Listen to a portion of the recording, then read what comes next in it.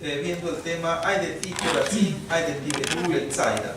Bien, entonces para recordar un poco, hermanos, este versículo, acompáñenme a Mateo capítulo 11. Vamos a leer una vez más aquellas palabras que el Señor habló y que quedaron escritas en el capítulo 11 del Evangelio de San Mateo, versículo 21, y enseguida vamos a regresar a Ezequiel 28. Acompáñenme con su vista solamente el versículo 31, perdón, el versículo 21, que aumenté 10 números. Dice así: ay de ti, Corazín, ay de ti, Betsaida, porque si en Tiro y en Sidón se hubieran hecho los milagros que han sido hechos en vosotras, tiempo a que se hubieran arrepentido en cilicio y en ceniza. Amén, hermanos, siéntense, gloria a Dios. Antes de ir a Ezequiel capítulo 28, usted de alguna manera discreta puede ir localizando la cita. La hemos estado viendo repetidamente en estas predicaciones pasadas, y ahorita vamos a ir otra vez allá, porque el Señor aquí está mencionando, aparte de las ciudades de Israel, de Corazín y de Betsaida, está mencionando dos ciudades del mundo gentil que en el tiempo antiguo se llamaron Tiro y Sidón. Y cuando el Señor, es pertinente recordar que cuando el Señor mencionó estas palabras, lo hizo con un doble propósito.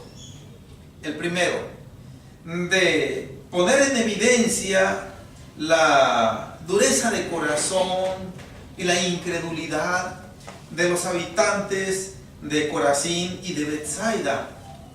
Pero también el Señor tuvo el propósito de contrastar estas dos ciudades de Israel con dos ciudades paganas del tiempo antiguo que se llamaron Tiro y Sidón.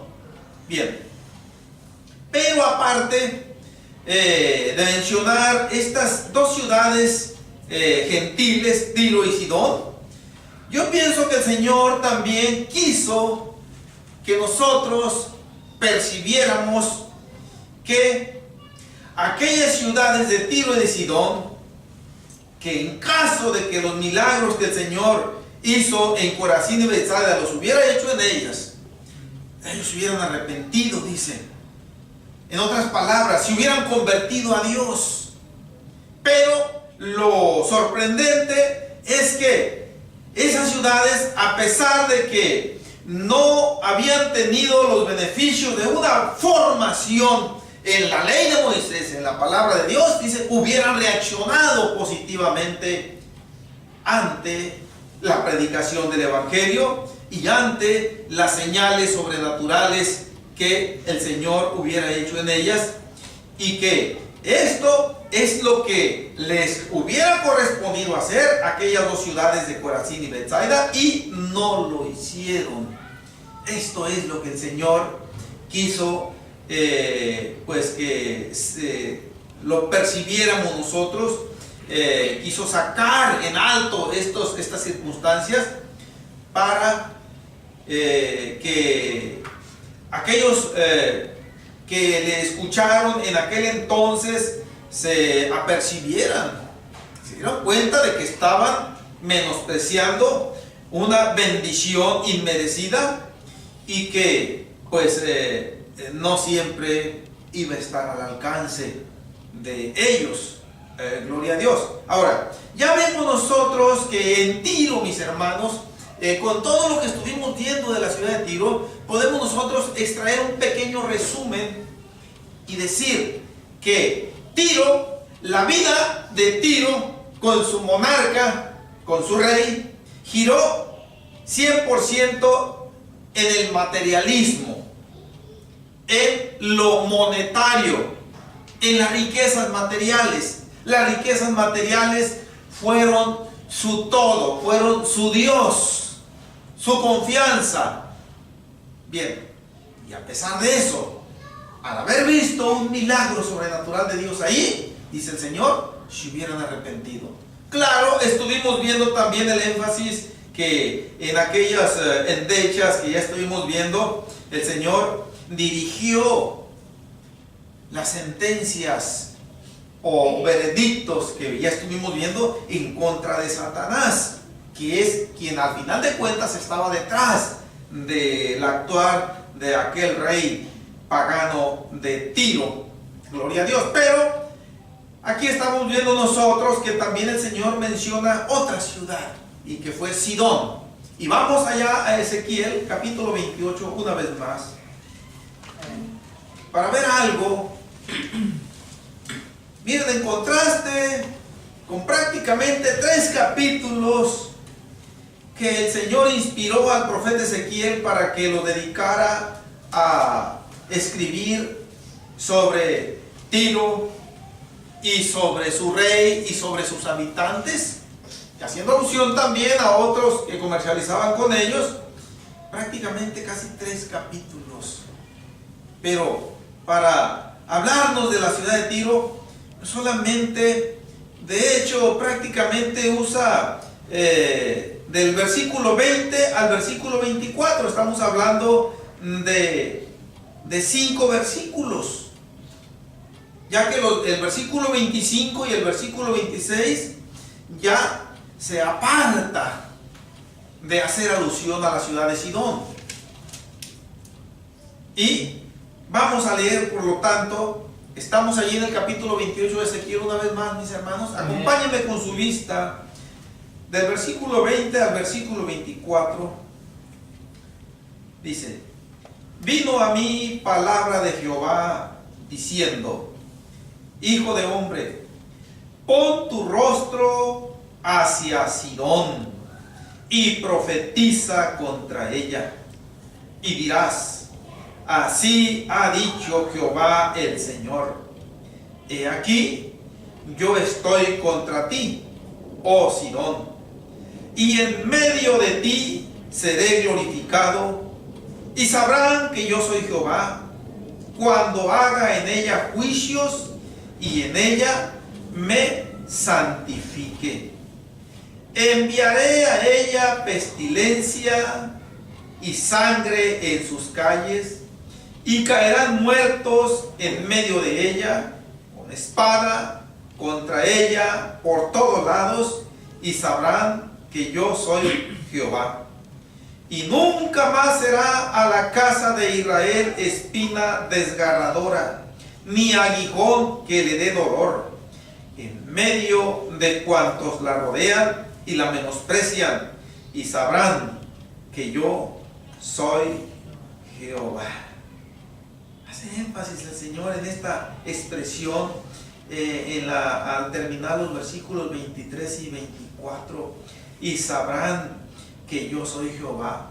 Es una manera de decir que cuando esto llegue a cumplirse, entonces se van a dar cuenta de que Dios lleva a cabo lo que dice, de que Él no incumple lo que dice que va a hacer, salvo muy especiales excepciones, cuando encuentra en el elemento humano una actitud arrepentida a tiempo, una actitud humillada, una actitud sumisa, el Señor cambia. Ya vimos nosotros en su oportunidad cómo el Señor cambió la perspectiva que tenía sobre aquella ciudad a la que fue enviada Jonás. ¿Recuerdan, hermanos? Nínive. Que había dicho que en 40 días la iba a destruir, y el Señor no la destruyó. Bueno, tuvo sus razones. Pero aquí, aunque las endechas o la sentencia se reduce a menos palabras, a menos versículos de la Biblia, a menos expresiones, no por ello son menos graves. que las pronunciadas contra Tiro y con Sidón. Es importante ver aquí la expresión cuando el Señor le dice al profeta Ezequiel en el versículo 21: pon tu rostro hacia Sidón y profetiza contra ella. Cuando el Señor les dice, no solamente al profeta Ezequiel, sino que a otros de sus profetas también les llegó a decir: pon tu rostro hacia fulana parte, hacia fulana ciudad, pon tu rostro en contra de tal o cual persona. Esto puede comprender el aspecto literal, pero más que nada se está refiriendo a que lo que el Señor va a sentenciar va a recaer, aun cuando el profeta no dirija su rostro literalmente hacia allá. Pero lo que está haciendo énfasis es que las palabras que van a pronunciar son dirigidas hacia, en este caso, la ciudad de Sidón. Y hermanos, aquí nosotros en el versículo 24 tenemos un dato muy importante que analizar para ver la condición que tenía la población y el gobierno en la ciudad de Sidón. Dice: y nunca más será a la casa de Israel espina desgarradora, ni aguijón que le dé dolor. Está hablando aquí de que la ciudad de Sidón, con todo su movimiento como población, con toda su influencia, con su sistema de gobierno, con toda su influencia, con su sistema religioso, le causó a Israel, al pueblo del pacto de Dios, un grande dolor. Pero aquí no está hablando en el aspecto literal, no está hablando de ese dolor físico, que por cierto no es nada agradable. Aquí, más que nada, mis hermanos, está hablando de que de la tierra de Sidón salieron costumbres paganas que llegaron e impactaron a la población de Israel y le causaron, no en el aspecto literal, repito, sino más que nada en el aspecto espiritual, una gran tragedia, una gran desgracia. Sí, en las expresiones espina desgarradora y aguijón que da dolor, se está refiriendo a que ese paganismo, y ahorita vamos a ver nosotros con unas porciones bíblicas cómo es que esto vino a afectar dolorosamente en el aspecto espiritual al pueblo de Dios, al pueblo de Israel. Y que obviamente esto ocasionó todavía mayor distanciamiento entre el pueblo de Israel y Jehová Dios. Nosotros, mis hermanos, cuando leemos en cualquier parte el Antiguo Testamento, regularmente el Señor siempre estuvo en constante reprensión, en constante amonestación, en constante acción disciplinaria a su pueblo Israel. ¿Por qué? Pues simple y sencillamente porque eran dados a la desobediencia. Sí. Ya cuando se cierra el Viejo Testamento con el libro de Malaquías, el Señor todavía allí siguió amonestando duramente al pueblo, siguió amonestando duramente a sus gobernantes, siguió amonestando y reprendiendo duramente a aquellos que tenían el deber de guiar espiritualmente en la forma correcta al pueblo, que eran los sacerdotes y los levitas. ¿Sí? Y el Señor les pronuncia duras sentencias ahí en el libro de Malaquías. Dice, y otra vez, les dijo, y otra vez haréis cubrir el altar de lágrimas. Duras palabras. El Señor siempre estuvo increpando al pueblo de Israel con fuertes reproches. Ahora, cuando el Señor en su gracia misericordiosa viene a este mundo a darse a conocer al pueblo del pacto de Dios, a darse a conocer a toda su creación terrenal, sigue haciéndolo. Y nosotros aquí tenemos una de las grandes evidencias. Ay de ti, Corazín, ay de ti, Betsaida. Por la incredulidad, por la rebeldía, por el bajo y muy mala fe que tenían los israelitas. Bien, mis hermanos, cuando el Señor pronunció esta sentencia, o aun cuando no vemos aquí las palabras la expresión endechas, son endechas también. Aquí menciona en el versículo 22 juicios.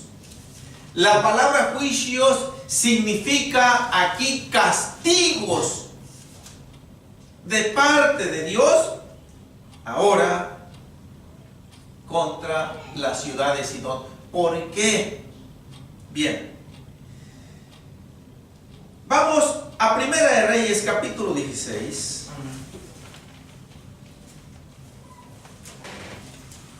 Primer libro de Reyes capítulo 16.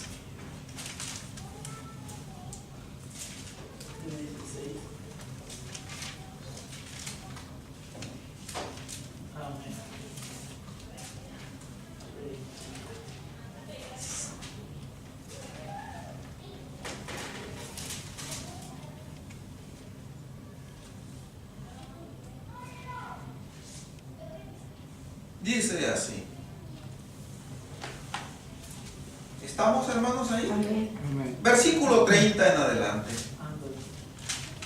Y reinó Acab, hijo de Omri, sobre Israel en Samaria 22 años.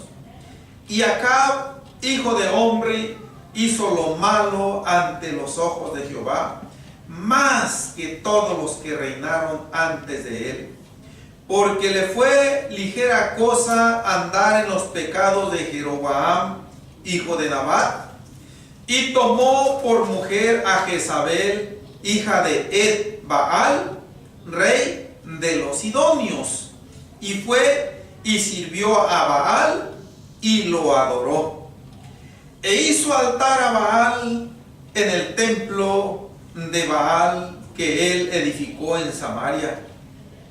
Hizo también Acab una imagen de acera, haciendo así Acab más que todos los reyes de Israel que reinaron antes que él, para provocar la ira de Jehová, Dios de Israel. Hasta ahí, mis hermanos. Dice el versículo 31, le fue ligera cosa andar en los pecados de Jeroboam. Jeroboam fue un rey que Dios lo eligió para que fuera rey. ¿Sí? Fue un elemento para cumplir aquella sentencia que había pronunciado contra Salomón, el rey Salomón, por haberse apartado del Señor de muchas maneras, casándose con mujeres extranjeras, permitiendo que esas mujeres extranjeras lo sedujeran para que le dieran la espalda a Dios y se inclinara hacia aquellos dioses paganos de sus mujeres extranjeras. Y Dios le sentenció que iba a romper el reino, pero que no lo iba a hacer en su reinado, en el reinado de Salomón, por amor a David, al rey David. Dice: lo voy a hacer cuando esté reinando tu hijo, que va a reinar en tu lugar, Roboam. ¿Sí? Entonces, cuando muere Salomón, Roboam toma el mando, el pueblo lo rechaza y huye. Entonces Jeroboam lo toma el pueblo de Israel y lo hace rey. Lo hace rey de 10 tribus de Israel. A Roboam, hijo de Salomón, le dio solamente 2 tribus: la tribu de Judá y la tribu de Leví, que fue el llamado reino del sur. Y el resto de las tribus fue lo que se le llama en el libro de Reyes y Crónicas lo que es en sí Israel. Notemos que después de Roboam y de Jeroboam, de ahí para acá, vamos a encontrar rey de Judá, rey de Israel. Rey de Judá, rey de Israel. E hizo lo malo ante los ojos de Jehová, muy escasamente, dice, e hizo lo bueno ante los ojos de Jehová. Hizo lo recto ante los ojos de Jehová. Fueron pocos los reyes que hicieron lo recto ante los ojos de Dios. Pero Jeroboam, que fue el primer rey de Israel, después de que se desgarró la nación en 2 reinos, el reino del sur, cuya capital fue Jerusalén, y el reino del norte, cuya capital fue Samaria. Fue allí en Samaria donde precisamente aquel Jeroboam temió, reinó y tuvo miedo, desconfió, perdió la confianza que había tenido en Dios. Y él dijo: bueno, el templo está en Jerusalén, está en el terreno de mi contrincante. Y cuando todo Israel dice: vaya y baje allá a ofrecer sus sacrificios, pues aquel me los va a malear, me los va a convencer, y se van a apartar y se van a ir para allá, y a mí me van a desechar. Entonces, él planificó horrendamente lo siguiente para evitar que eso sucediera. Dice que levantó, esto lo podemos ver allá desde el capítulo 11 para acá, de este mismo, el primer libro de Reyes. Dice que hizo levantar en Samaria un becerro de oro, ¿sí? Y en Betel otro becerro de oro. Y le dijo al pueblo de Israel: no tienen necesidad de ir hasta Jerusalén. No. Aquí hay dioses también. Estos son los dioses que te sacaron de la tierra de Egipto. Y él lo hizo para que Israel no se le fuera para allá y se le fueran a volver en contra. Pero él no escatimó que con eso estaba ofendiendo gravemente a Dios. Se hizo ídolos, como aquel becerro de oro que se hizo el pueblo de Israel, solapado por Aarón cuando venían en el camino de Egipto hacia Canaán. Él repitió doblemente el pecado. Jeroboam hizo ídolos e indujo a Israel a que se inclinara a aquellos becerros de oro. diciéndolo, estos son tus dioses. Y aquí nos está diciendo el escritor bíblico que a Jeroboam le pareció ligera cosa aquello que hizo, a Acab le pareció ligera cosa aquello que hizo Jeroboam, que yo acabo de narrarles así de una manera generalizada. Dice, ¿por qué? Primero, porque tomó por mujer a Jezabel. ¿Y quién era Jezabel? Era una mujer pagana, era una hechicera, era una bruja. Era una mujer que no temía a Dios, ni tenía ninguna relación con la santidad de Dios, sino todo lo contrario. ¿Y de dónde ella tomó esta escuela? Pues aquí nos está diciendo en el versículo 31 que era hija de Ed-Baal, rey de los sidonios. O sea que Ed-Baal, que quiere decir Baal es señor, era el rey de Sidón, de aquella ciudad que estamos viendo allá en Ezequiel capítulo 28. Entonces allí estaba prácticamente el trono también de Satanás en cuanto a la idolatría, y el ídolo principal de la ciudad de Sidón era Baal precisamente. Cuando Acab se casa con Jezabel, aquella mujer que tenía en su corazón a Baal, dice que esta mujer, obviamente aquí no nos relata detalles, pero en otra porción nos dice que indujo a Acab para que hiciera lo malo. Y allí va incluida la circunstancia de que le dijo palabras más o palabras menos lo siguiente: Baal es más grande que Jehová. Baal te puede prosperar más que Jehová.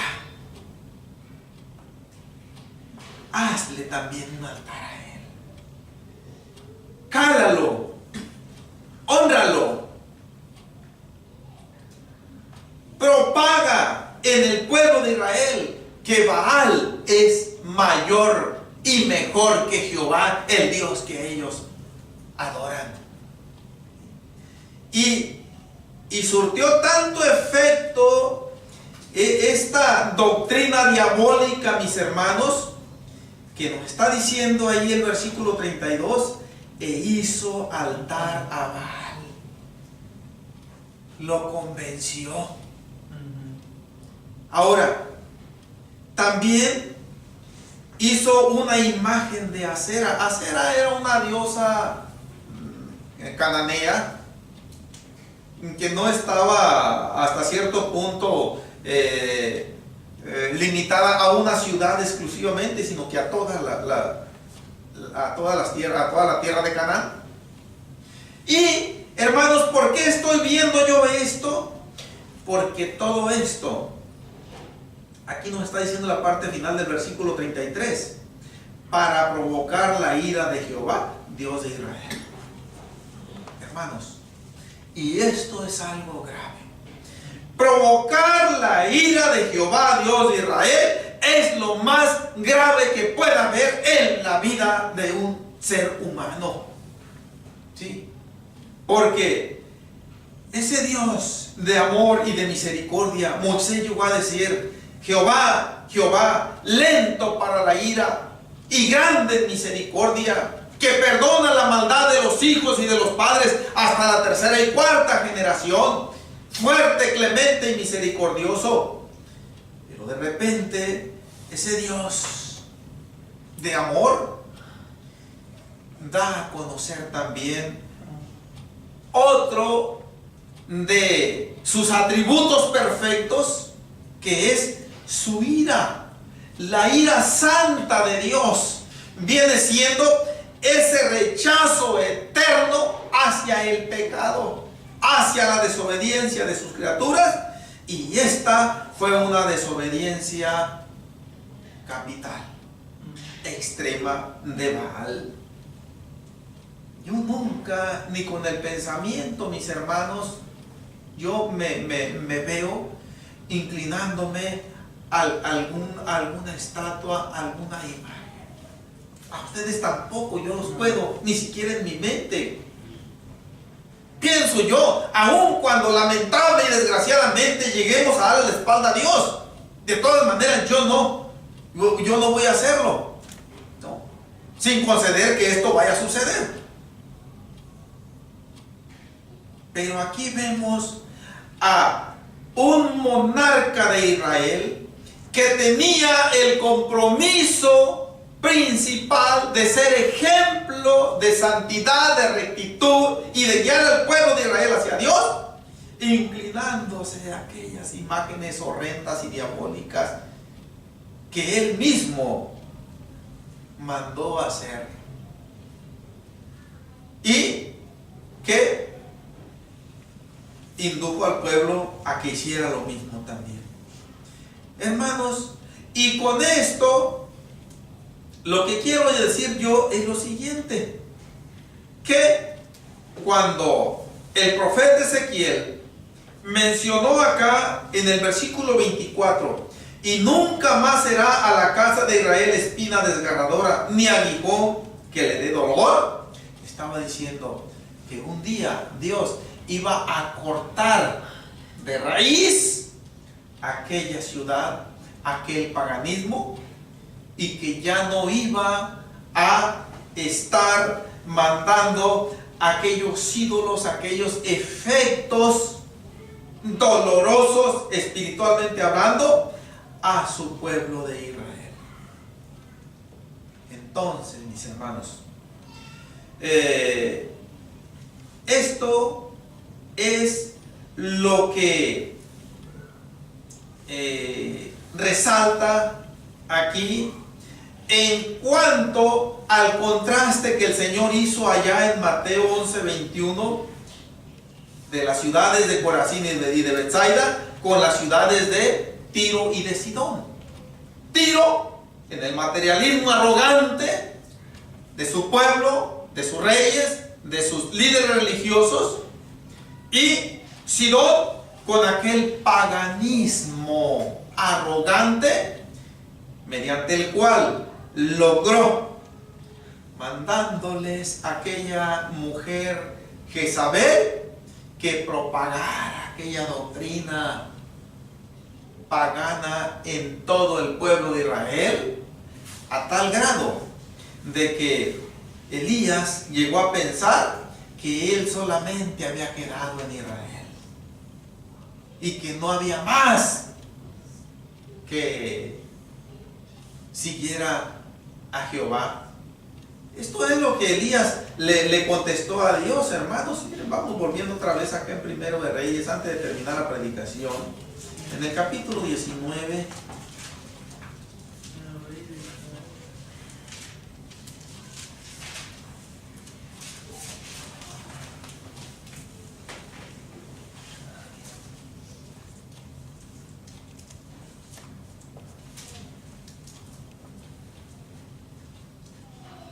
Está hablando aquí el relato del profeta Elías cuando huyó por temor a que Jezabel lo fuera a matar, y iba por el desierto fortalecido con aquella comida que Dios le había proveído mediante el ángel. Versículo 8 en adelante. Dije Primera de Reyes capítulo 19, versículo 8 en adelante. Se levantó pues y comió y bebió, y fortalecido con aquella comida, caminó 40 días y 40 noches hasta Horeb, el monte de Dios. Y ahí se metió en una cueva donde pasó la noche. Y vino a él palabra de Jehová, el cual le dijo: ¿qué haces aquí, Elías? Él respondió: he sentido un vivo celo por Jehová Dios de los ejércitos, porque los hijos de Israel han dejado tu pacto, han derribado tus altares y han matado a espada a tus profetas, y solo yo he quedado, y me buscan para quitarme la vida. Nos ubicamos al versículo 14, mis hermanos. Otra vez Elías, él respondió: he sentido un vivo celo por Jehová, Dios de los ejércitos, porque los hijos de Israel han dejado tu pacto, han derribado tus altares y han matado a espada a tus profetas, y solo yo he quedado y me buscan para quitarme la vida. En 2 ocasiones Dios le preguntó a Elías: ¿qué haces aquí, Elías? En 2 ocasiones Elías les contesta las mismas palabras. El énfasis a la contestación es: y solo yo he quedado. ¿Por qué Elías llegó a decir estas palabras? Porque él no miraba a nadie más en Israel que se inclinara a Jehová. Todo mundo danzaba y se inclinaba ante aquel ídolo llamado Baal. Y de acuerdo a la historia, las ceremonias respecto a Baal consistían en danzar alrededor de ese ídolo después de haberse postrado para adorarlo abominablemente, danzar y besarlo. Esto lo podemos ver de alguna manera en el versículo 18. Y dice: y yo haré, dice Dios, y yo haré que queden en Israel 7,000 cuyas rodillas no se doblaron ante Baal y cuyas bocas no lo besaron. Sí. Todo este dolor desgarrador que nos dijo Ezequiel allá, en donde vimos en el capítulo 28, se materializó, se dejó venir por la idolatría que salió de la ciudad de Sidón. Sí, la ciudad de Sidón tenía su dios Baal. Bien, dice el Señor Jesucristo, ya para cerrar la predicación, mis hermanos, dice el Señor: pues así como estaba Tiro, confiada en su vida materialista, en sus riquezas materiales, en sus muchos tesoros, dice, y así como estaba la ciudad de Sidón, hundida, podrida en el paganismo, idolatrada con aquel ídolo Baal, dice: si hubieran escuchado mis palabras, si hubieran visto que yo resucito a los muertos, si hubieran visto que yo le doy la vida a los ciegos, la vista a los ciegos, si hubieran visto que yo sano a los leprosos, si hubieran visto que yo puedo sanar a distancia a cualquiera, dice, ellos hubieran hecho a un lado su vida de incredulidad y se hubieran convertido a mí, dice el Señor. Entonces, mis hermanos, vamos a dejar aquí la predicación, pero vamos a seguir viendo, si el Señor así nos lo concede, aquí el Evangelio de San Mateo, ya que el Señor no termina ahí con Tiro y con Sidón. Después el Señor hace alusión a una ciudad, más bien dicho, sí, es una ciudad de Sodoma. Estoy yo acostumbrado a escuchar Sodoma y Gomorra juntas las dos, pero aquí el Señor solamente toma a Sodoma, a una ciudad del tiempo antiguo que fue ciudad de Israel, que se perdió, que se hundió, que tocó fondo en cuanto a la vida inmoral en todos los aspectos. Y el Señor también contrasta la reacción que hubieran tenido aquellos habitantes de Sodoma en caso de que Él hubiera realizado milagros allí en ellos. Pero vamos a dejar los énfasis, hermanos, para la próxima predicación, si el Señor así nos lo concede. Por hoy vamos a dar por concluida esta predicación. Tal vez fue un poco más corta de lo habitual, pero espero que, hermanos, todo esto nos motive y nos haga pensar. Nunca nosotros debemos admitir que una persona incrédula muestre más temor de Dios que un cristiano bautizado que está siendo instruido en la santa palabra de Dios. Un cristiano que ha conocido, gloria a Dios, lo que es las mieles con el Señor. Un cristiano que ha conocido esas gloriosas promesas. Un cristiano que ha puesto su confianza en aquel que no puede fallar, nunca debe quedar atrás en cuanto a una reacción apropiada para con Dios, en todos los aspectos, en cuanto a la solicitud para ayudarnos los unos a los otros.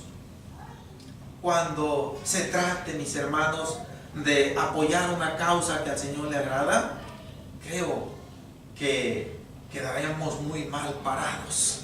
Yo en primer lugar quedaría muy mal parado si una persona incrédula me pusiera el ejemplo, y eso yo no debo permitirlo, no por un espíritu de arrogancia, no, sino porque en mí debe haber una clara percepción de lo que es caminar con el Señor y asumir de una manera práctica la reacción que el Señor siempre espera de nosotros.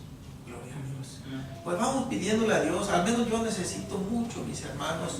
Yo tengo mucha necesidad de que el Señor me ayude para superar muchas cosas en mi vida que creo que necesito superar. Gloria a Dios. Y vamos orando. Cada uno de nosotros sabemos, mis hermanos,